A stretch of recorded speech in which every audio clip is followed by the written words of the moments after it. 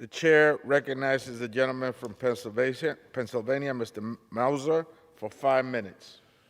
Thank you, Mr. Speaker. Americans, Mr. Speaker, are feeling the pinch of rising prices as they are gearing up to both host and visit their families and friends this holiday season. Thanksgiving is just around the corner, and it is shaping up to be the most expensive meal in the history of the holiday due to rising costs, largely from President Biden and the Democrats' failed economic policies.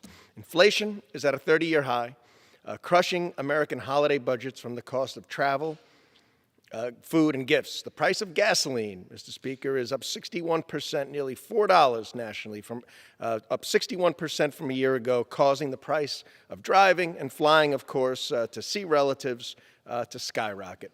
Many Americans are now facing the decision to cancel holiday travel due to these rising costs. Most holiday staple foods are significantly more expensive as well, if Americans are lucky enough to find them on the grocery shelves, due to the supply chain crisis we are facing. The cost of turkey is up about 20%, potatoes up about 15%, carrots up almost 50%, cranberries and biscuits up nearly 10%, and even pumpkin pie is way up. On average, a Thanksgiving meal this year will cost families between 15 to 20% more than it did just 1 year ago today. With the rising cost of energy and essential goods, nearly 1/3 of working family earnings are going to food and energy costs. Instead of finding ways to offset this and to mitigate it and improve and fix the supply chain crisis and bring domestic energy back to minimize these skyrocketing energy costs, President Biden and my colleagues in the Democrat caucus in this House continue to push for a historically large multi-trillion-dollar spending bill called Build Back Better that will raise taxes and seriously damage domestic energy production, which I completely don't understand, nor do anyone in my district. As well, it has special interest tax cuts, and it will not cost zero. Can we please stop insulting the people? It will cost trillions, all the while suppressing our economy and opportunity.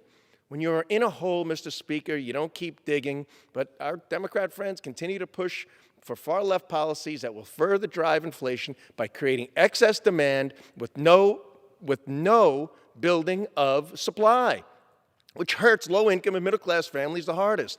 Now is the time for Congress to pass pro-growth, free-market legislation that will actually empower our economy and pour more money back into the pockets of the American taxpayer, not into the coffers of Washington. And, Mr. Speaker, the solutions are actually kind of simple. We must follow our rule book, which is known as the Constitution, respect it and abide by our oath to the Constitution, not with some crazy mandates coming out of Washington.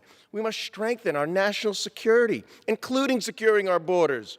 We must strengthen our economy, not grow our government. No one in my district is saying, hey, federal government's, not big enough. Let's expand it by 30%.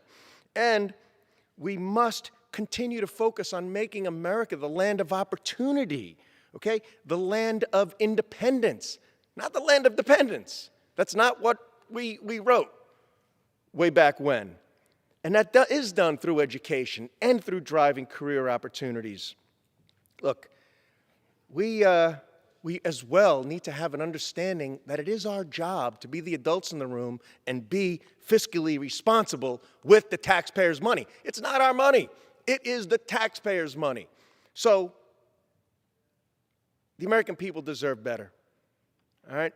Deserve better from this House. We need to deliver. And truly, the idea of America depends upon it. I yield back, Mr. Speaker. The chair recognizes the gentlewoman from Texas, Ms.